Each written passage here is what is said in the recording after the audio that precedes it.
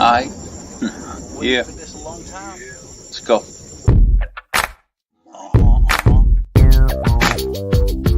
Here goes Buddy, Money, Thayer. Joe's Paranormal.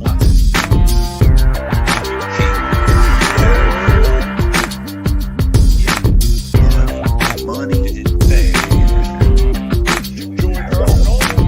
Joe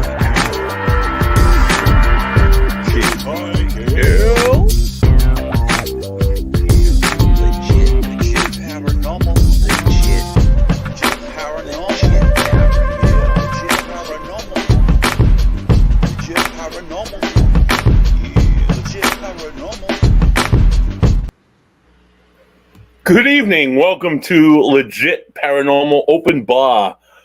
Open Bar.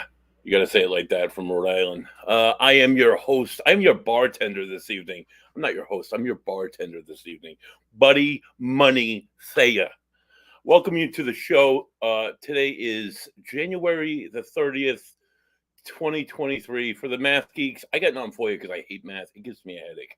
The history dorks, though, I really got something special for you planned tonight on Open Bar. We are bringing you a past episode, not just an episode from the past, from the history of Legit Paranormal that's been on the air for over 2 years now.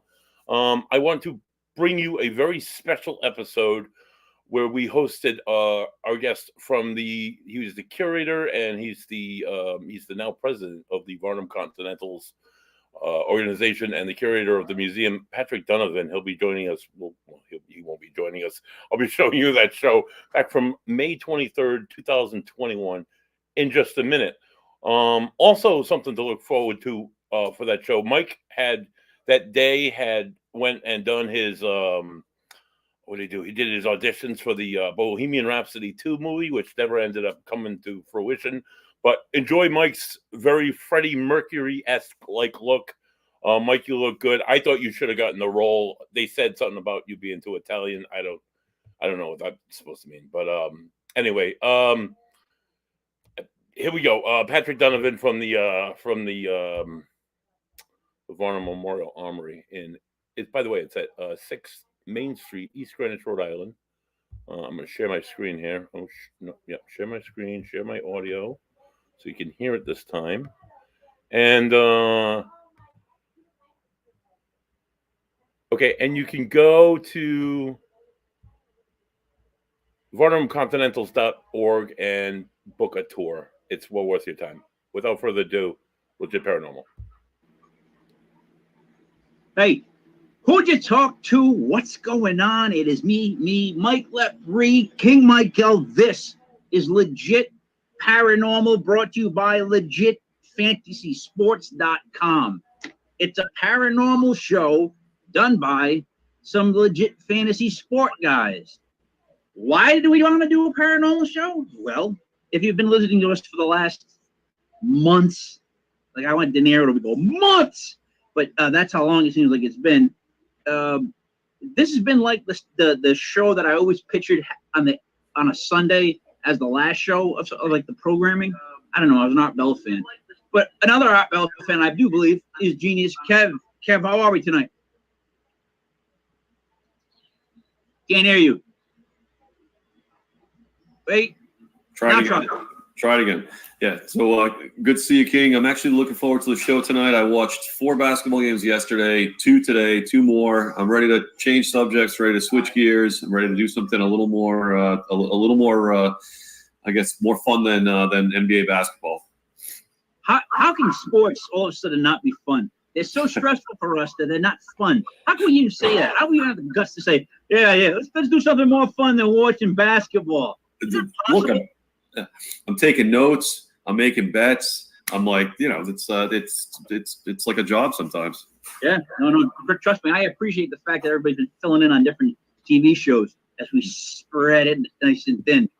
Let's bring in, though, the man that is paranormal, Buddy Thayer. Buddy Thayer, how are we doing tonight? Good evening, gentlemen. I'm good. I'm well. I came home from a long, hot day at work today at the lovely state hospital to enjoy a delicious, cold, refreshing beer, 8.5 long-lived brewery, Beer Works. Poets in the Night. It's delicious, but he's going to enjoy it all night. And I'm very excited to not only have this in the fridge this evening, but for tonight's guest, who's been I've been excited to have since we started this whole venture this year. So I'm happy. I'm excited. Yeah. Buddy, that may have been your smoothest transition to the beer intro I've ever seen. Not a long day at work. Yeah, that was nice. I've been doing my thing. Yeah. I'm just fearful of, you know how when you're like really hot at the beach and then you drink like a bunch of beers immediately and you just go boom? And I'm thinking about like the 25-minute mark, buddy might be like, have it. I have to. Doctor. Smooth.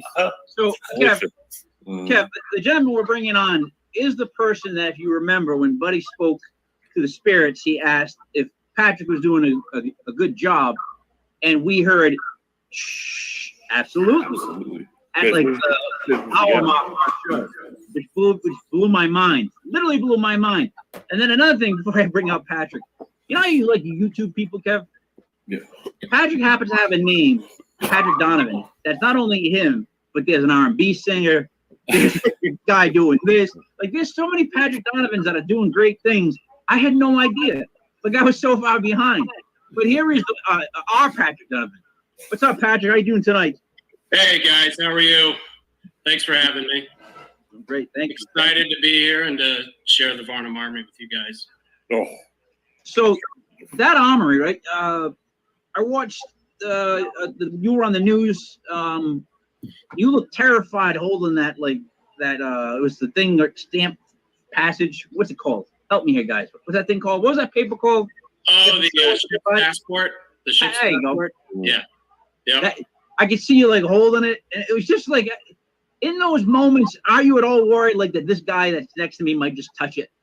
Like, are you worried the whole time that this guy's gonna touch this, and I'm gonna have to be like, dude, don't touch this, or do you tell him it? Oh, absolutely. Yeah, absolutely. So when I first took over this museum 6 years ago, I would say 80% of the objects were not behind glass. They were just out in the open, and it was just like the Wild West. The place was not professionally controlled, didn't have security cameras. The collection wasn't insured. So kind of our mission over the last 6 years has been to professionalize kind of the care of the museum. And most objects now are behind glass. We never allow people in the museum rooms unless myself or one of our docents is with them. We've got security cameras painting the whole place, which sometimes helps in the paranormal sense, having those cameras. But yeah, it's always a concern. And even as a curator, like, we try not to touch anything as much as we can. Yeah. We've conserved, we've cleaned, we waxed thousands of objects in this museum. We use what's called Renaissance wax. It's a microcrystalline wax. So all of the weapons, anything wood and metal, we coat with this wax, and it basically seals the object from the environment so that if somebody does handle it with their hands, the oil in your fingertips won't cause condensation and rust on the metal. You're the perfect man for the job. Kev, can you believe, though, that he went into a building that was built in Rhode Island and it wasn't built right? Yeah. I mean, is there a building that was built in Rhode Island that's built correctly the first time? My answer would have to be, from my experience, no. No.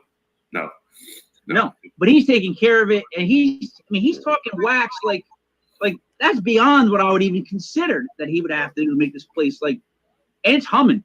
Patrick, you're really doing a great job. Thank you. It's a team effort. I don't know if you saw, actually, before we started the podcast, but the woman that came up behind me, Maria Vasquez, yeah, she's our textile conservator. So she's a professional conservator. She has a master's degree in textile conservation from URI. Oh, here she comes. She's going to make a quick visit. Maria Vasquez. Hola. Maria. Hi. You guys are doing a great job. Thank you. So we're kind of like the dynamic duo. We not only take care of our own history that's within the walls of the armory, but we go out and we go to other museums, local historical societies,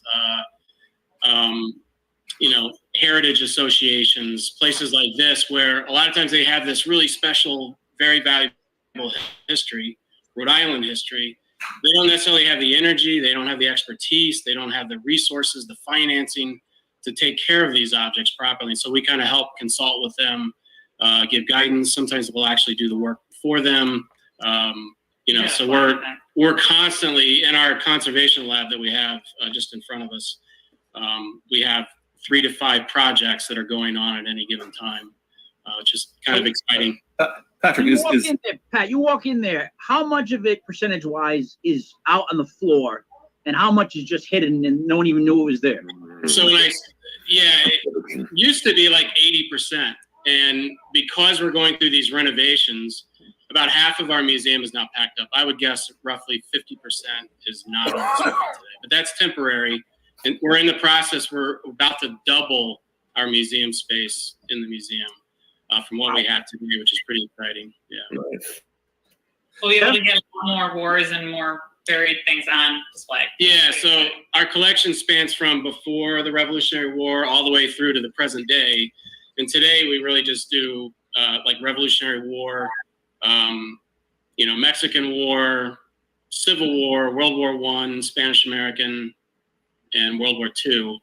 And when we're going to double the museum, we're going to have Global War on Terror. We're going to do a Cold War exhibit, Vietnam exhibit. We're also thinking about doing something on King Philip's War, going way back, to 1675. So that Vietnam room is going to be a very depressing room, honestly. Sure is. It sure is. Depressing. Like they're at the age right now. Kev? One of the most powerful. I'm sorry, I was going to say we don't have a large Vietnam collection. I'd like to reach out and ask if anyone has items that pertain to that conflict, particularly if they're associated with a Rhode Island person.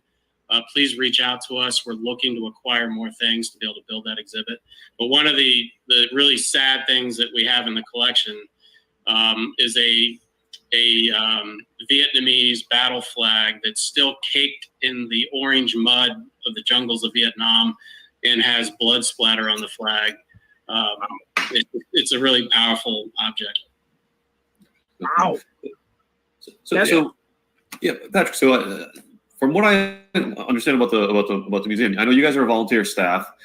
Is there like an endowment for the museum? Like, how are you acquiring the artifacts? How are you kind of keeping this lab going? And like obviously you can donate your time, but you need materials. You need all these other things. Sure. So we're kind of like a small business. We're basically a rental business. So we own and operate 2 museum properties. We have the James Mitchell Varnum House here in East Greenwich, and then the Varnum Armory Museum where we're at right now. And between these 2 properties, we have some rentals that are associated with it. Here at the Armory, in the back of the building, we rent office space and a large garage and a yard to the East Greenwich School Department. We have 2 rental properties associated with the James Mitchell Varnum House that we rent out with this rental income. We also have been renting the main hall to the public for all kinds of different social events. And obviously COVID had a big impact on us, right? We go through this with we don't have any of that drill hall rental income coming in. And we actually came out of it in pretty good shape. We were able to do some fundraising to help raise some money. We do. Buddy helps us out with the fundraiser the last couple of years. Has been a big help. So we do all right. That and grant writing. We've been pretty successful with grants. Two things. One, we could definitely help raise. We'll throw like a big shindig this summer, Kev. We'll raise some money for the place. I think we could do that. We could throw a bomb of a party. Yeah, that would be awesome. Thank you. Secondly, I always feel like the places that are like yours within the state that have some sort of an allure of it that's like yours, paranormal but history, right? Mm-hmm. If everybody was on the same page, you know how strong it would work. I feel like not every place is all linked, like joined together. Like another state would have them all on the same page, so they all made money and they all got the places to look better. You know what I'm trying to say? Is it like that? Are you guys not like connected? Traditionally, the armories have not been super connected. I think everybody has, in generations in the past, they kind of treated it as their own little fiefdoms. I think that's changed quite a bit with the current certainly with the current leadership that we have here at the Varnum, with our organization, we've formed a lot closer relationship, for example, with the Kentish Guards. They're right here in East Greenwich. The Varnum Continentals used to be part of the Kentish Guards. The turn of the century, around 1900, we had this huge falling out. The group guys quit, and they come down here and they form the Varnum Continentals. And for decades, there was bad blood between the groups.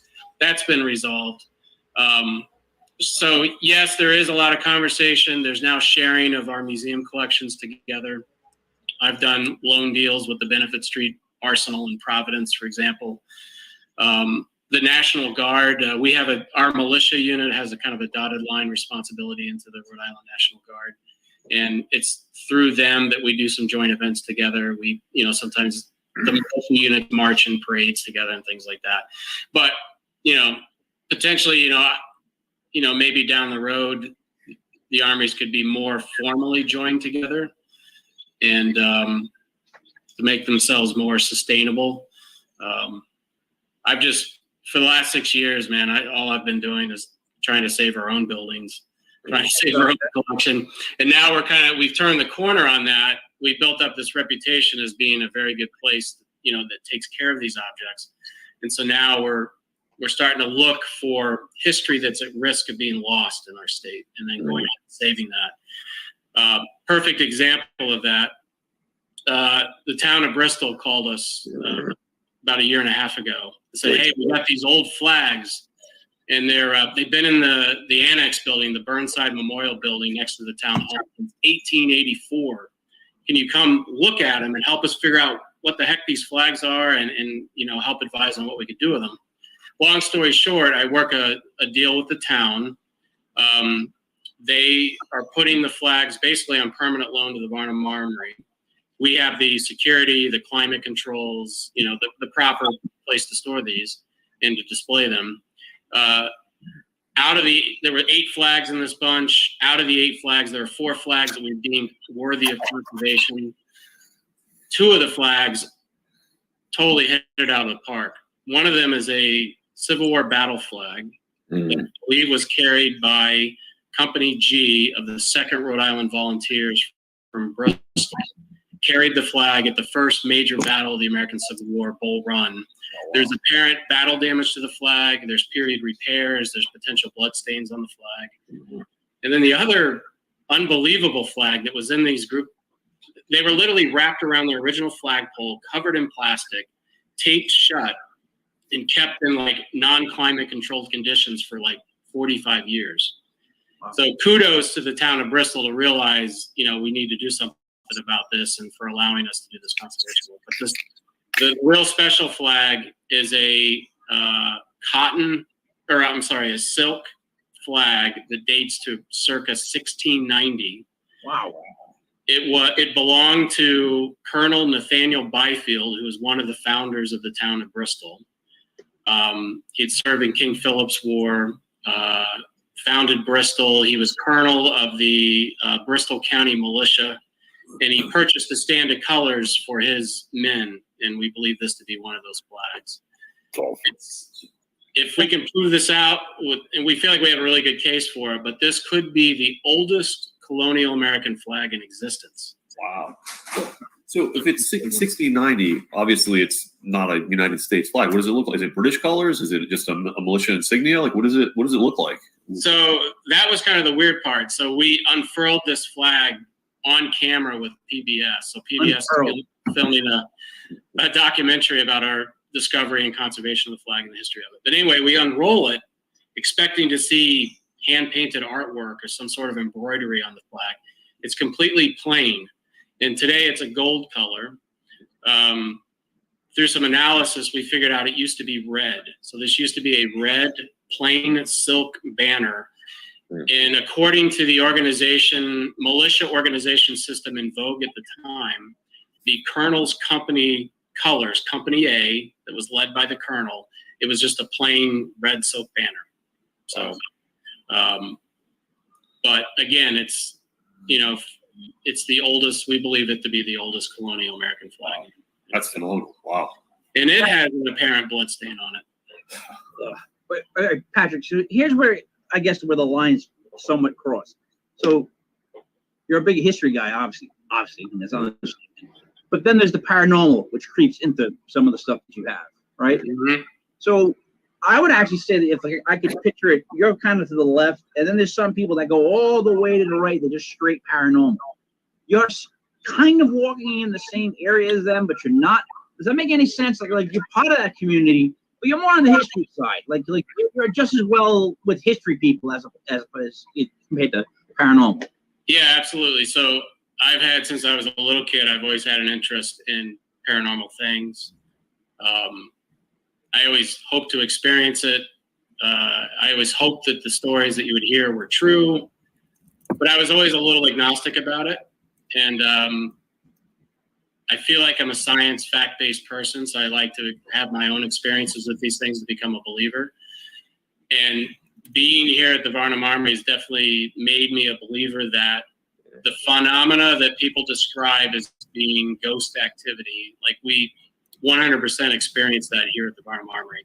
I'm not going to sit here and guess what that means or what that is. I think a lot of people interpret things too far. They put color into things that they don't really have justification for doing, saying that it's so-and-so and they're doing X, Y, and Z and they're trying to do this and that. Like, is it actually a soul? Is it just some sort of leftover energy? Is it mental?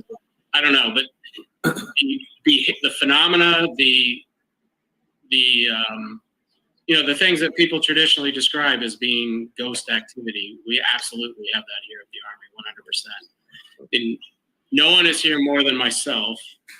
The building is empty most of the time, and I've been here for years now, and you really get to know the building. So the building makes settling noises. You hear pops and bangs now and then, particularly when it's humid out or when the wind's blowing, the building makes more noises than normal. So you kind of really get in tune with what this building's like. And I always tell people 99% of the time, nothing happens. But it's that 1% of the time when it really slaps you in the face that you're like, holy crap, this is legit. This is real. All right, so that makes me want to know what your holy crap moments were to get you going down this side of, yeah, it is really real. Because here's the thing, like I started off doing the show a couple of weeks ago, a month ago here. I don't know how long I've been doing this show, but I was like, but now as I keep hearing people and the weeks have gone on, I believe more and more stuff. So now I'm getting to the point where I'm always like, I always want to know, what was your freak out moment that made you go, oh man, it's completely real? Like, because I don't want that moment. I'm scared to death of it. Yeah. I'm a coward, I guess you would say, when it comes to this kind of stuff. But I want to know the people. The very first thing, it was one of my first visits at the Armory. I was down here on this museum level. So there's the big drill hall. So when Buddy did the episodes here from the Armory, he was in the main drill hall on the ground floor. And then the museum is below, and there's another level below the museum. And I was down here cleaning some of the weapons with a neighbor friend of mine. We knew we were the only people in the building. All the doors are locked. There's only a very small handful of people that have the keys to the building. And those people don't come in here very often. And we have cameras up at this point, right? So we can see who's coming in and out of the building. We can go back to the footage and double check, right? And all of a sudden, clear as day, right above our heads, you hear footsteps. Heel toe, heel toe, heel toe. It's a wood floor. It's like there's a wood floor, there's an air gap, and then there's the ceiling. There's nothing in between. So anybody that walks on the floor above you, it's very obvious. And you don't think ghost. And it's still, even though I'm used to these things happening, when these really obvious things happen, I don't think ghost right away. I think, who's in the building? Who's here? I'm thinking, I'm very security minded. And my first thought is there's an intruder or someone just came in the building. But you can't, the other part of this too is that you can't get to hear without hearing them come into the door above. You know what I mean? You can't just suddenly appear in the center of the drill hall without being heard elsewhere in the building as you come up to that spot. Plus, I can testify as a Rhode Islander what it sounds like underneath wooden floors in any kind of building. They make that creak sound. So what scares me is heel to toe is pressure. That means it's putting pressure down on the floor, which bothers me because I always thought of them as that kind of apparitions, that they don't physically make contact. but now this is physically pushing on the ground. It's got weight to it, which is even scarier. But continue. I'm sorry. Yeah. I mean, you're kind of like, oh, there's someone there. And you immediately look on the camera. I can pull it up on my cell phone and see that there's no one standing in the hall. Then you're like, well, maybe they got out off camera somehow. You can see the entire drill hall on the camera. But I ran up there as fast as I could get up. Hello, looking around, and there's nobody there. So that really, then the hair stands up in the back of your neck. You get goosebumps, and that's a common occurrence, is the sound of someone walking on the drill hall. That's one of the more common things that happens. But we could talk. We have a million stories. Yeah. Hours. Yeah. So before you get into the other stories, I like that. I mean, that's one that would obviously definitely get me. But I guess, how did your relationship or interaction with Buddy start? Was it was it kind of like after stuff like that happened, or Buddy, had you been involved with the Armory before Patrick got involved? I knew of the Armory. I had been there with another organization for a volunteers meeting. I just like, oh my God, this place is incredible. As like a lifelong student in history entering this building and looking around, I didn't even pay attention to the meeting I was in. I was just looking at everything else.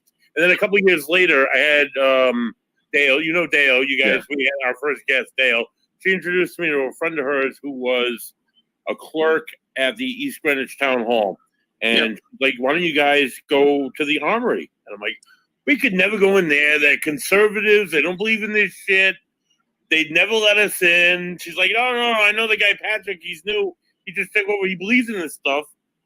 Here's his email address. And I'm like, oh, my name's Buddy Thayer, blah, blah, blah, this and that. I'm a paranormal organization. And I just want to investigate. And they let us in. We went there to talk to Patrick. I went with Joe. We were standing in this room that Patrick's in right now. We were standing right where Patrick's sitting.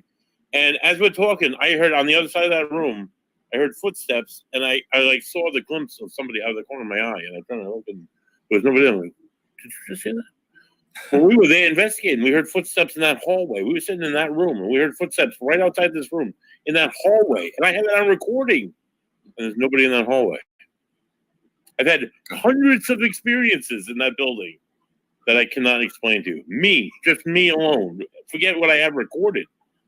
It's incredible. All right, so what is it? Are they attached to the equipment? Are they attached to the flags? Are they attached to are they soldiers? Are they all soldiers? Obviously, they just died with whatever they had. Stuff in there. I mean, based on the work of Buddy's group, there's a whole mix of people here. There doesn't seem to be any real super strong military ties that we've gotten from an EVP perspective. We've gotten women, children. Frequently, actually, women and children, which is interesting. The one attachment that we came across the first time we were there, and it wasn't there. The hat wasn't there. We went there, and the medium picked up on this hat and this big thing about this hat, and hats off to you, and all this stuff. And she started talking about it, and it was connected to an artifact that was had in Philadelphia, that was originally at Varnum. That's back at Varnum. That belonged to a guy who was killed in the Battle of Long Island. That's the only attachment, a spirit attachment to any of the many artifacts that are there that you would think would have an attachment, like a pair of gloves saturated with blood, or a Bible where a guy jotted down like what happened, what was going on with war, and like writing messages to his family, or like super personalized items that are there. You would think that would have an attachment to him. He died with that Bible in his pocket. Yeah. Oh wow. Yeah. So can I ask you a quick question? I'm not a history buff. Did you say the Battle of Long Island? Yeah. Correct. Revolutionary War battle. War. Yeah. That was nowadays. It'd be like, you take it. You guys take it. You take it. No, we don't want it. We don't want it. We don't. You know what I mean? Like that Battle of Long Island. That would last about 2 full minutes. Long enough. I don't want it. You? No, I don't want it. Americans quickly retreated to Staten Island. Yeah. Long Island. You're battling for it. Makes no sense. But so when we headed to the show, it was Tim. Right, it's Tim that we did. Tim Jackson. Tim was, yeah. Yep. Tim was on the first show. They kept asking, like, it basically was a guitar amp, and it was skipping, doing the whole skipping channels thing. And they were asking it questions and talking to it for like a full hour of our episode. Like, we're just, talking to them, like, whatever with this thing. All I could think in my head is remind me of like when I was in a band and like they would leave the amp on and you just shoot hits to sound like, can you shut it off, please? So I'm just listening to it. I'm trying to figure out, what's going to happen. And when he finally asked the question of like, did they like the job that you were doing? It sounded like somebody from the 1950s. Like, absolutely. Like it. I could picture like the white guy with that hat, and the like shirt and tie going, absolutely. Like it was like that kind of like boxer voice. But it was clear. It freaked me out. And then they started laughing, so I thought maybe they pranked us. I'm just, we're sitting there like dummies, like, hey, what's going on? And so, they're like, no, that was real. We didn't make that noise. That scared me for weeks. Yeah. And now the guy that you're talking about, the situation that you're talking about, I was addressing Major Jim Wilson, who was a former caretaker of this building for 35 years. And then he died shortly after leaving. He lived there. He lived his whole life in this apartment at the back of the building, So the Army was his whole life after the military. Yeah. If it's not an artifact, it's the building itself. They both hold something spiritual. So history again, really quick.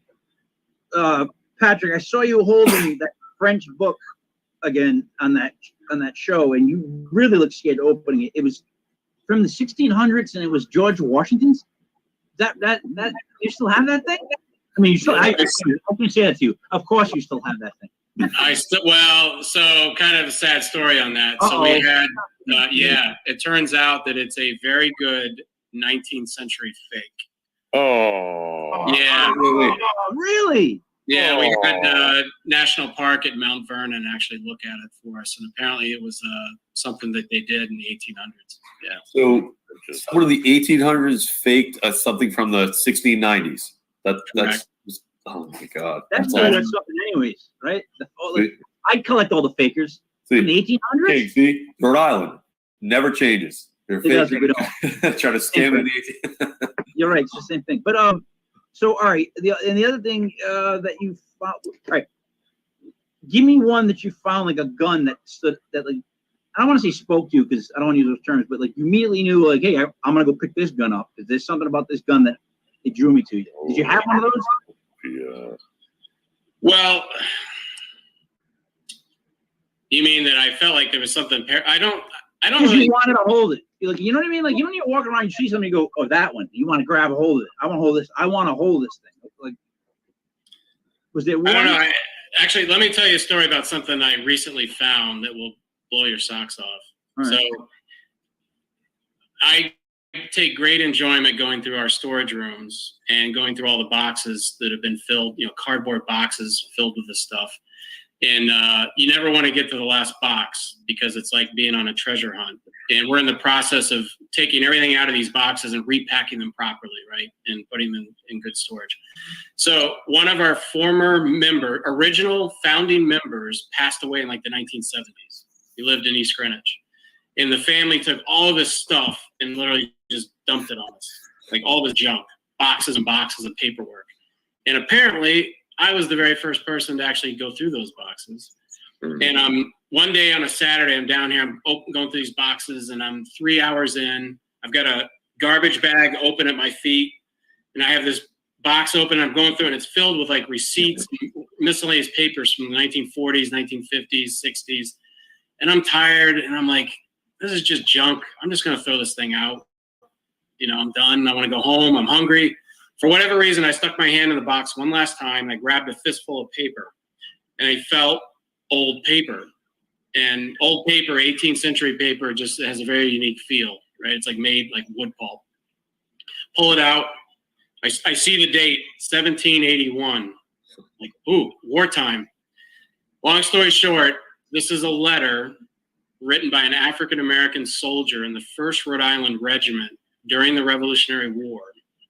Now, Rhode Island was very unique at this point. Rhode Island actually puts out the first all African-American regiment to serve in the war. This was actually the idea of James Mitchell Varnum. They're desperate for manpower. He goes to Washington. He says, hey, we can raise a regiment of black soldiers to help. And Washington approves the plan. Rhode Island General Assembly passes a law, not a very popular law. It only lasted for a couple months, but in exchange for their service, they would be given their freedom permanently. And so this guy, Tom Nichols, enlists. He's one of the first guys, gets his freedom. He fights at the Battle of Rhode Island just a few months after he enlists in August of 1778. He's the Hessian soldiers on the British side, the mercenaries, they attack and they fend them off 3 different times. And at some point in that battle, Thomas is shot. Fast forward 2 years, he's writing this letter. He's writing the letter to his former owner, begging for help to get a discharge out of the Army. What? He says he has no clothes fit to wear. He has no money. He doesn't have any friends. He keeps talking about having fits where he's not unable to do his duty. You wonder, is it neurological damage from the wound or is it PTSD, what we today call PTSD?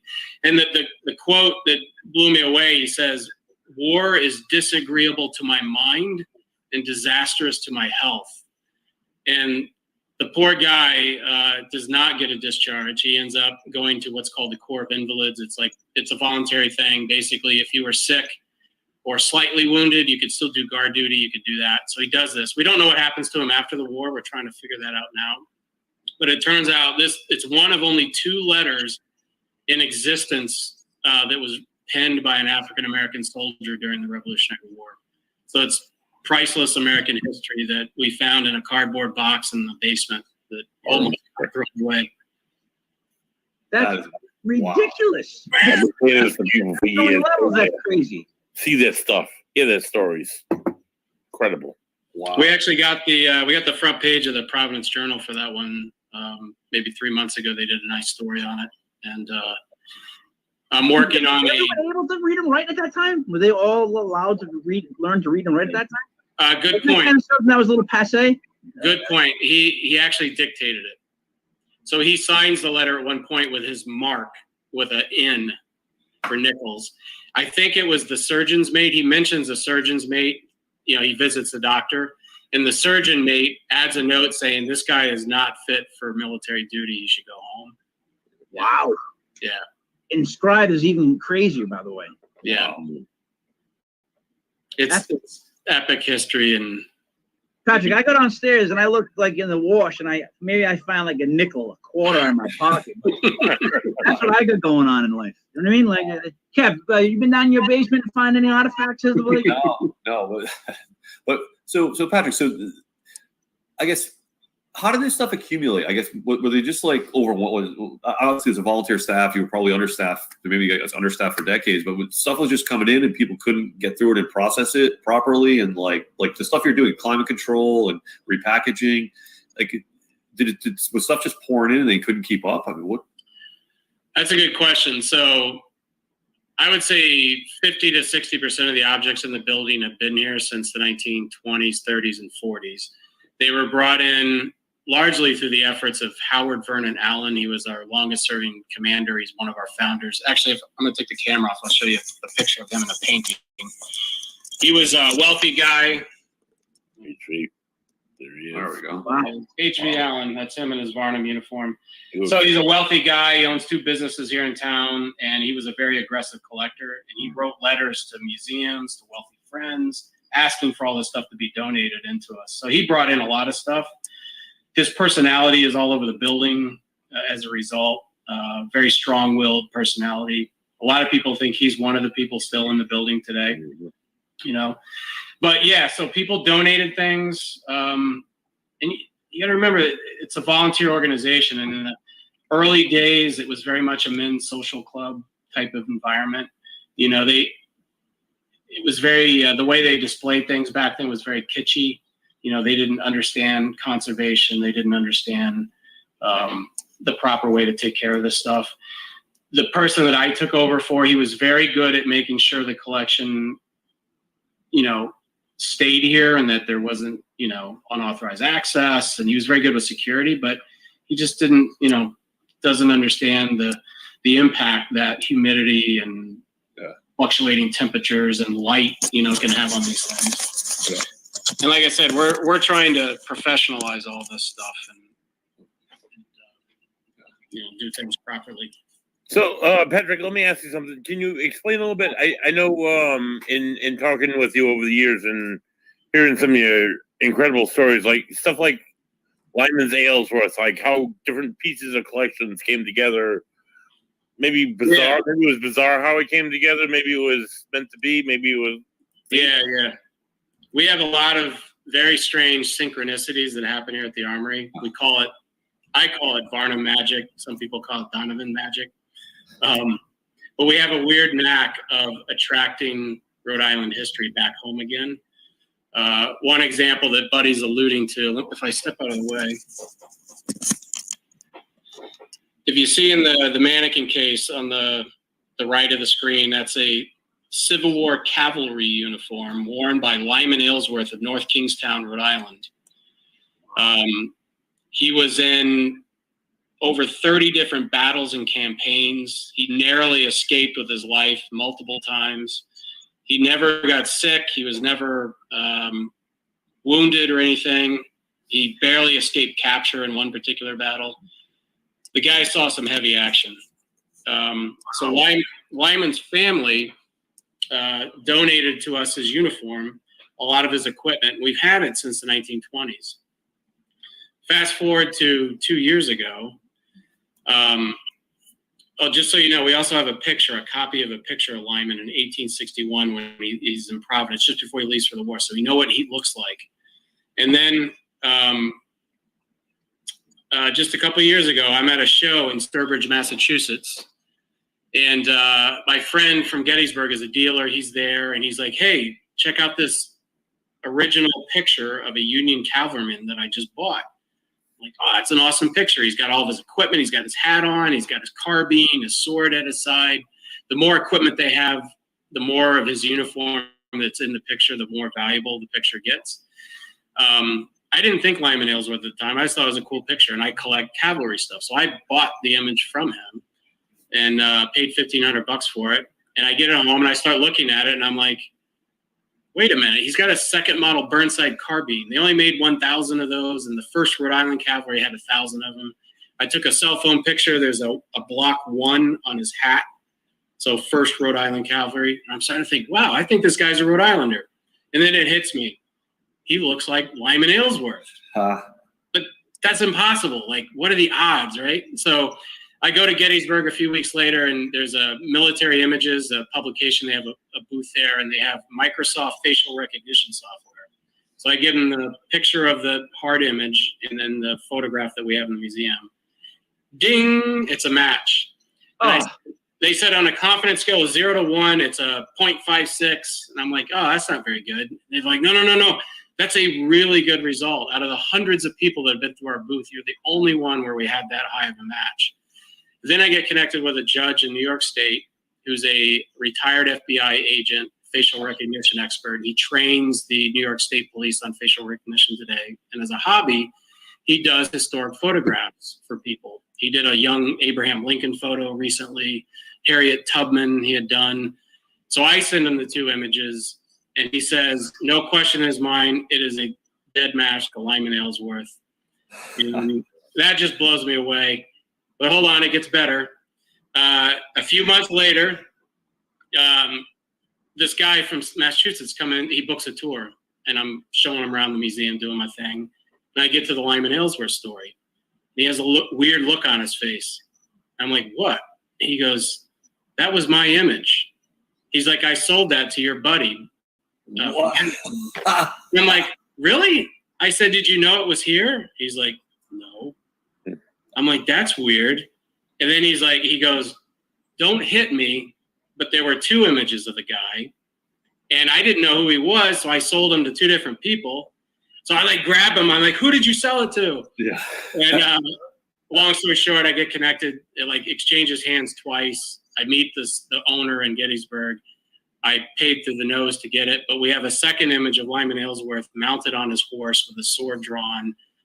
Extremely rare to have a Union cavalryman in the field on his horse. This guy didn't break down and cry at any point? Like, when you realize that this painting that he sold somebody for probably $10 is now on the wall and worth how much money? Like, what? That's the picture I told somebody. Yeah, it's worth all this money. It's framed now in this museum. I've been like, son of a bitch. I screwed again. He handled it really well. Really well. But that's just freaky. I mean, It is. it's rare to have an image of someone from the Civil War in existence today, A, and B, that it would be identified, and C, that it would end up in our hands here is just mind-blowing. Do you know like the sort of the story of the guy in Massachusetts? Was he a collector also? Did he just happen to have them somewhere through his family? I mean, he's a dealer, actually. Okay. So he deals in these relics. I had never met the guy before. I'd never seen him. And, it was just totally random that he happened to book a tour where that picture was Awesome. at. Weird. It's a weird. One other cool case that has happened. So Silas Casey, he's a general during the Civil War. He's from East Greenwich, Casey Farm in Saunderstown. That's his family. He's buried on Casey Farm today. And he was an important general. He wrote a drill tactics manual that was widely used throughout the Army during this time. And I was in Gettysburg at my buddy's shop, and he had Silas Casey's picture with his signature. And so I bought it for the museum, and we actually have a set of the infantry tactics that he authored. I had just bought this stuff, and then I go to the Newport Naval War College Museum in Newport. The director of that museum is a friend of mine, and he takes me back into their archives, their storage, and he had just been offered. Some other museum said, hey, we have a barrel of swords. It was like some other state. They're like, do you want them? A barrel of swords. Yeah, he's like, yeah, I'll take them. Boards. So they come in, and it's literally a plastic, like 50-gallon drum barrel, and it's stuffed with these rusty swords, and they have tags hanging on them. I reach my hand in, I pull a sword out, I look at the tag, and it says General Silas Casey, Civil War sword. Of course it does. Yeah. Well, Are you kidding me? I think we can safely say you're doing the right work. I think we could, that is amazing. Wow. That's Either crazy. he's doing the right work, Kev, or he is setting us up for the biggest. Yeah. Gotcha. It's all bull crap, because that would be the ultimate if he talked to me for 15 minutes and I'm like believing all this stuff. And it's not true. No, Yeah, that's it was not legit. even Patrick who just walks So we off. know. Yeah. So, when is it open now for the public in general? So we're generally open by appointment only. You can do this on our website. Just Google Varnum Armory in East Greenwich. It'll come right up. You can request a tour. 9 out of 10 times, I'll do the tour for you. Even if it's just 1 or 2 people, happy to do it. After 4 during the week. Weekends can be good when I'm home. We also have open houses. COVID obviously shut us down. We're not doing it this year, but we do a Memorial Day parade and open house. And then Veterans Day, we do a big open house as well. Our ultimate goal is to ultimately make this a full-time museum, open with regular hours. We're just not quite there yet because we're all volunteer, because we all have day jobs. We only have so much bandwidth and time. And we have to be very careful about who runs these tours because of the importance of the collection, the fact that we have weapons in here. By the way, with the paranormal, like we trust Buddy and his group, there's State Paranormal. We get requests quite a bit to come into the Armory, but we're very careful about that. We do not want to become a quote unquote haunted attraction. It would denigrate, there's a lot of things in our museum that were used or worn by people when they were killed. So we try to treat the place with a lot of respect. We don't taunt spirits in the building and things like that. And Buddy's great that way. We trust him, and that's why we've been letting him do his thing here with his group. I think they cross is amazing, guys. I think you guys, history meets paranormal. Like it's so much different than other paranormal stuff. Other paranormal stuff is like some kid died here and he's angry and he keeps slapping me in the face. This is like is history. It's like real, like that's what's scary to me, because I don't want to say it seems more real. I just want to say that I can see the attachment connection a little bit better when it comes to something like this. Sure.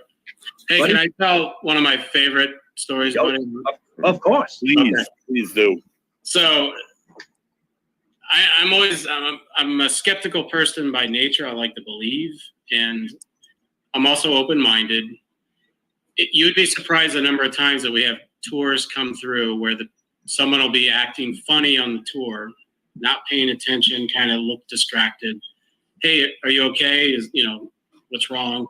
Oh, yeah, I have abilities. I can kind of sense things or see things that normal people can't see.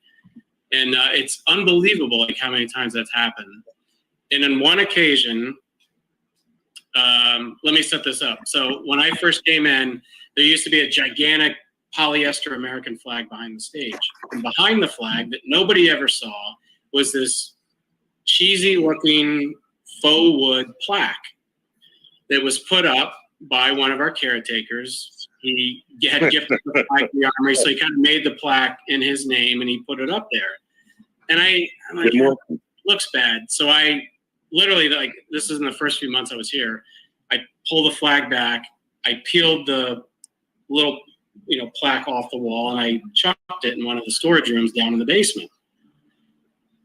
2 years later, these two women come in for a tour, probably in their, 20s, early 30s. And they're nice and they're interested for a while. And then they started acting weird and distracted. I asked them, what's up? And they said, we have abilities. She's like, we see things that other people can't see. And we sense things differently. We became friends because of this ability to sense this stuff. And I'm like, oh, that's cool. Like, tell me what you're seeing as we go around the building. I'd love to know the stuff that you're picking up on. And we kind of do this for a while.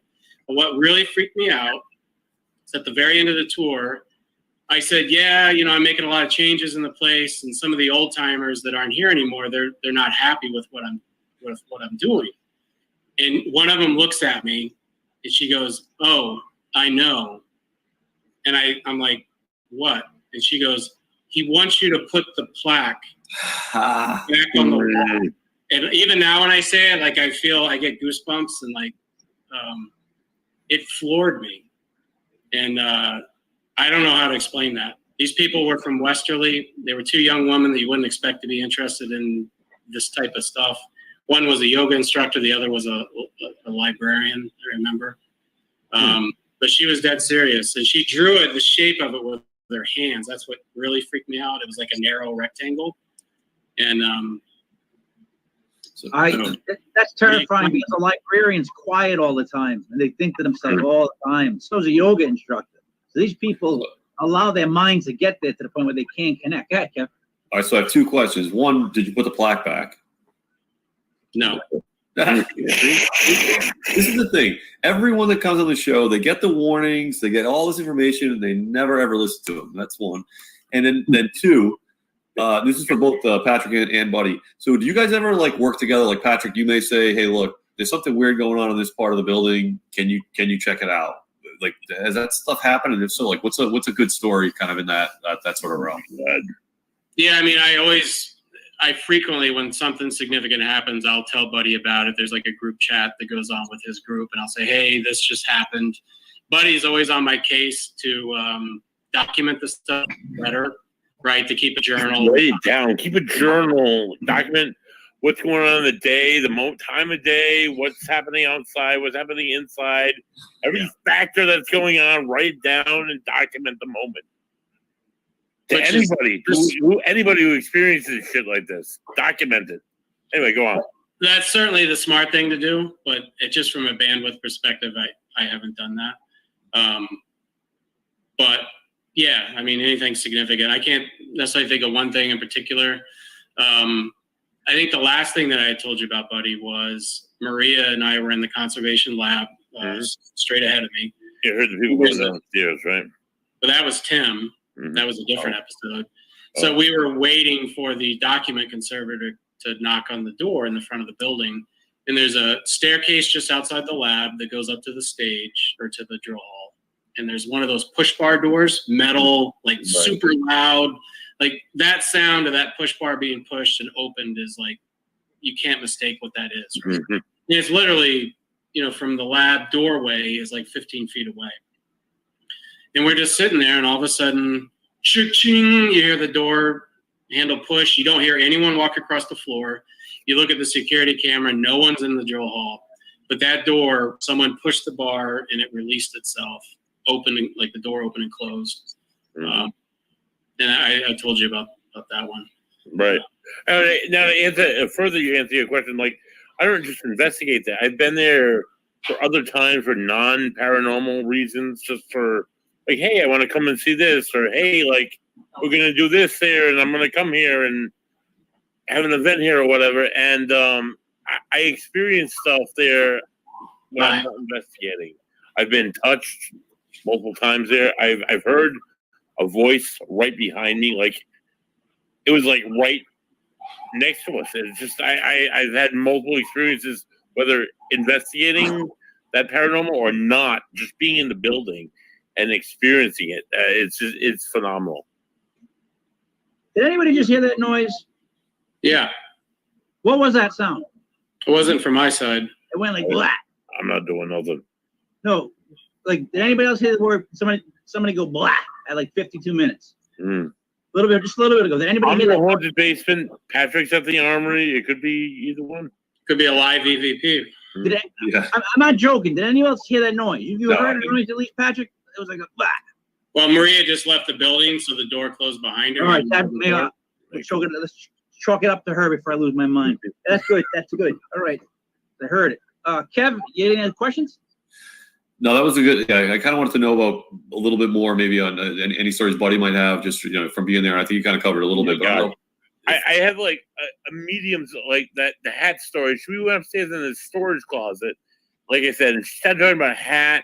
Hats off to you. This guy Ben, and she just all she was pulling was his name Ben.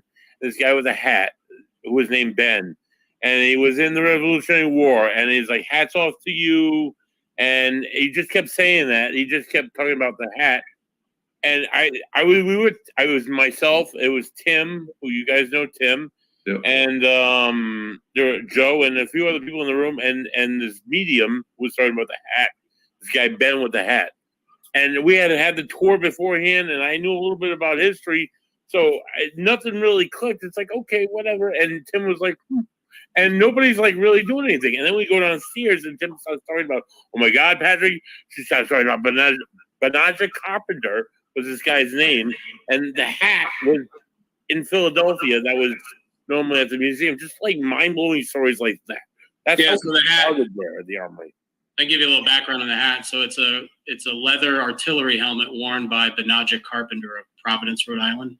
He was an officer in the United Train of Artillery Militia. They were or UTA for short. They were the founding company of the U.S. artillery under Henry Knox and George Washington. They were at the Siege of Boston, Battle of Long Island, Rhode Island. Yeah.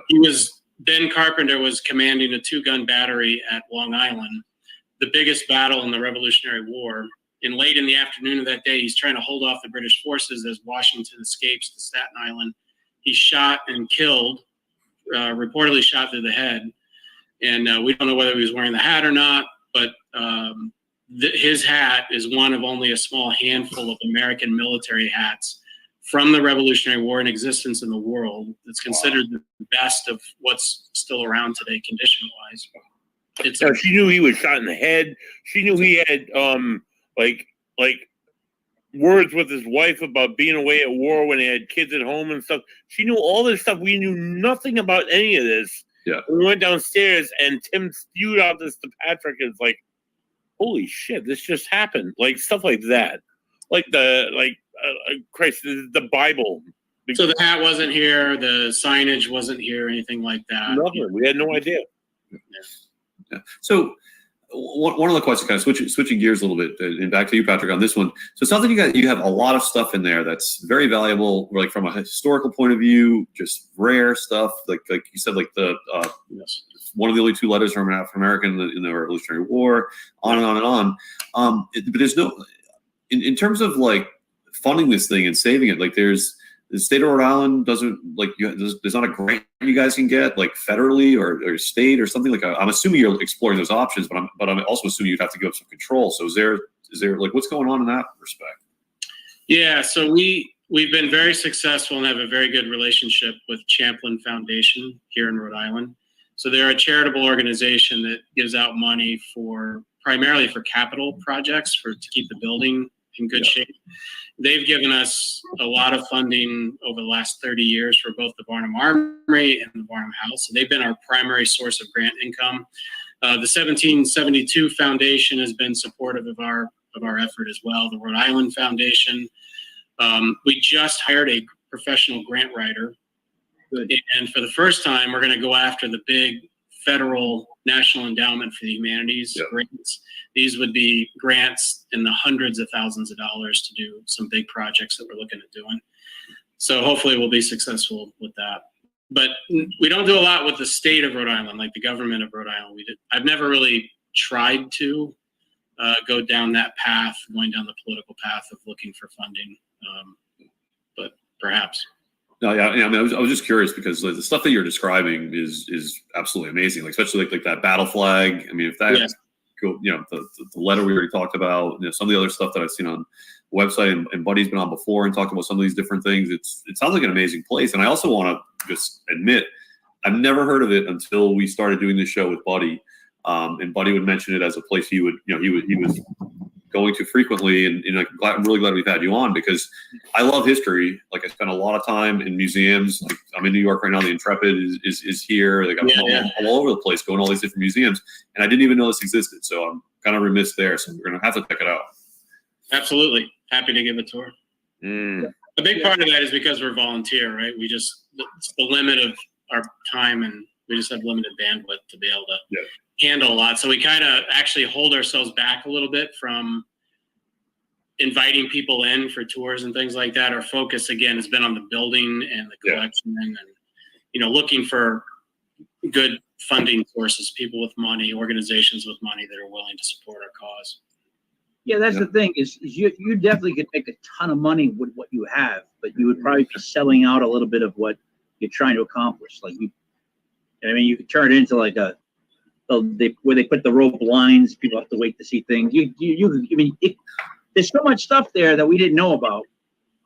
I think everybody would want to go at least once. Like when he said it was in Rhode Island, I'm like, really? I didn't know this. Well, King, this is the place where, when we first were talking to Buddy, you're like, you should be doing bachelorette parties there, like every weekend and like all that. And it's probably not the way you want to go, like the whole bachelorette party place. Yeah. No. I was talking about if you wanted to make money, if you really just were into it for the money, you would throw bachelorette parties at these places, right? Take them on a little thing, make it in the dark, maybe have you say a word from the corner, and boom, take upstairs. That's all I'm saying. That's all I was saying. I don't know. Money, that's all I was saying.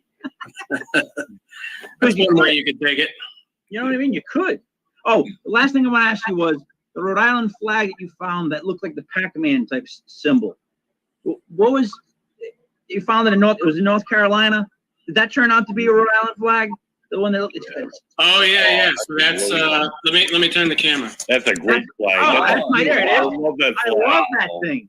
Amen to that flag right there. I love that flag. So this flag, I get goosebumps looking at this flag. This is the only Rhode Island flag in our history to have been captured by the enemy in battle. So this belonged to the 1st Rhode Island Cavalry, Troop L. During the Civil War, the General Lee and his Confederate Army decides to invade the North, right? They ended up into Pennsylvania. And the North is freaking out. They don't know where Lee's army's headed to. D.C., Harrisburg, Pennsylvania. Everybody's scared. So they put the 1st Rhode Island Cavalry way out in front of the Union Army to go find Lee's army and figure out where he was going. And they rode into Middleburg, Virginia. They're basically in enemy territory. They get surrounded by 10 times their number. And for a 12-hour period, they literally fought for their lives. 285 Rhode Islanders rode into the town. And by the end of the fight, only 60 survived. Most were captured, some killed, many wounded. But this flag was captured by North Carolina Confederates. It ends up in a museum in North Carolina for 140 some years. And in 2008, the museum in North Carolina calls the Rhode Island Adjutant General, Richard Valenti, who's a personal friend of mine today. He was the highest ranking military officer in the state. And he says, this guy from the South says, hey, we've got this flag of yours and we'd like to give it back. I'm like, wow. And they have this conversation and they work out some of the logistics. And then at the end of the call, the guy from North Carolina goes, hey, by the way, you have one of our flags. And we'd like there we to go. go. These. And he was talking about a Confederate battle flag that was captured by the 4th Rhode Island Volunteers during the Civil War. It's in our museum today. It wasn't here at this time. And I said, General, what did you say in response? Maybe he exaggerated a little bit, I don't know. But he said, over my dead body, will you get that flag back? You lost the war, and too many Rhode Islanders died capturing that flag. It's going to stay right here. And despite the disagreement, they still returned the Rhode Island flag. And it was a national news story at the time. Good Morning America covered it. And it belongs to the Rhode Island National Guard today. And I find out years later that they had it. Asked them, hey, you got to let us display it. We spent our own money to have it properly mounted and put behind museum glass, etc. So now we have both the flags, the Confederate and the Rhode Island flag. That's a scary transition for me, because what I wanted to make sure I noted is that on the 26th and 27th of June, the Genius Kevin, myself, will be down at the 3rd annual Bigfoot Con in Fort Defiance, Virginia. As will this guy. Everybody there. So hopefully, Kev, it's not a big setup where they're going to ambush us. You know Take what I the mean? flag back. Take our flag back. We're not going to go to the flag. Don't mention Go to it. Antietam first and tell them no. We don't want revenge on their mind. That's what we're hoping for. So Patrick, like you're one of those people that has so many stories that it's amazing. Like it's unbelievable, and they're great stories. It's a shame that like you're there so much, because you could go out to any bar, man. You just start telling one of those stories. You'd have like everybody come gather around. Like that's what I would do. No offense. I'd probably go out. Hey, I get a story, and then everybody would come in, and boom, you hit them with that thing. I mean, right, Kev? Those are quality. Well, thankfully, King, he's preserving stuff. He's got the climate control done, his security done, going through boxes to find letters and get them preserved and waxed and all this other stuff. And you'd be sitting in bars telling stories. So once again, like I said earlier, we have the right guy doing the right work. Thank you. Yeah, thank you too for that backhanded. But you guys got anything you want to add before we close, buddy? Yeah, it's been one of my favorite guests, Patrick. I look forward to doing future paranormal events with coronavirus coming to an end. Yes. And talking to the ghosts and raising money for the armory. Tune in next week. We have Chris Balzano. He's an author and a local legend for the Bridgewater State Triangle, a phenomenal area of paranormal activity, and more from the King Philip's War, and more beer from Buddy. And thank you again, Patrick. This has been awesome. I look forward to coming back to the armory and seeing more old new stuff. My pleasure. Thank you, guys. Enjoyed it. Not the major add. Just want to thank Patrick for the time, the history, the education. I love this. I could probably talk for hours and about all this stuff. But King, we should do a trip down there with Buddy so we can get a historical angle, and then have Buddy talk about some of the paranormal stuff that he's captured kind of along the way. I think the three of us plus Patrick would probably be good. Yeah, I'm down with that. That would be a lot of fun. You know, I ended up doing is I took a lot of notes. I felt like I was almost in class at one point. Like I was listening to you so intently and writing down all these notes that I got like 2 pages of notes. Like very, very interesting is my answer, because when it's interesting, I want to take notes. If it's not interesting, I just go, yeah, all right. Awesome. So thank you so much for being a guest. We look forward to having you again. If you ever need any help with any kind of fundraising, if there's any way that the Genius and myself can help, let us know. We will. Very kind. Thank you. Is there anything you want to add before we let you go? All set. Good. Well, then for the Genius Kev, for Buddy Thayer, for Patrick Donovan, this is me, Mike Lepre, King Mike L. This was Legit Paranormal from legitfantasysports.com. We'll see you tomorrow night when the Genius Kev takes you on an NBA voyage. Thank you.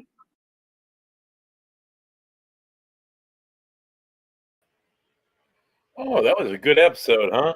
we were happy to be joined by Patrick Donovan of the Varnum Memorial Armory Museum. He's the curator, and he's currently the president. And and he does tours. They do tours. 6 Main Street, East Greenwich, Rhode Island.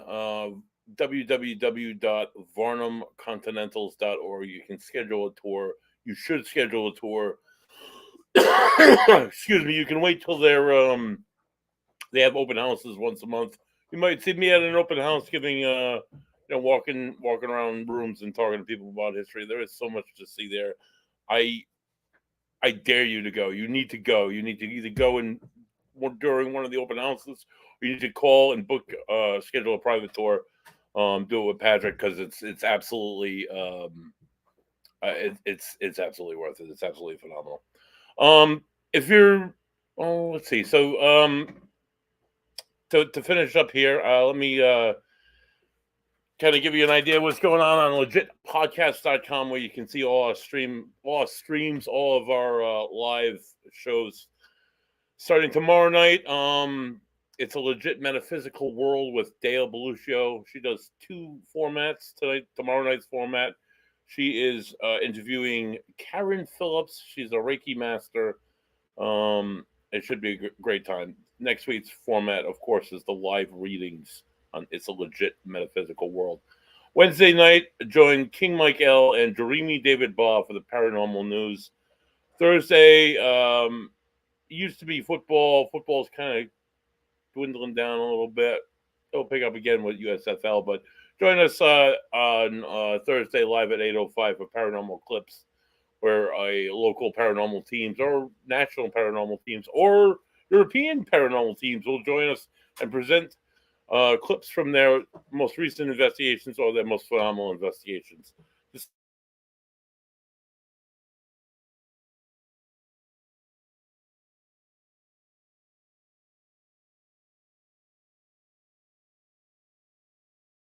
Friday night, it's the Bigfoot zone. It's all Bigfoot. We're off on Saturday. We're back on Sunday. Legit Paranormal with Simon Heen. And then we're back on Monday for whatever we're back. Saturdays, legitpodcast.com. For, I don't know, for nobody else, for me, for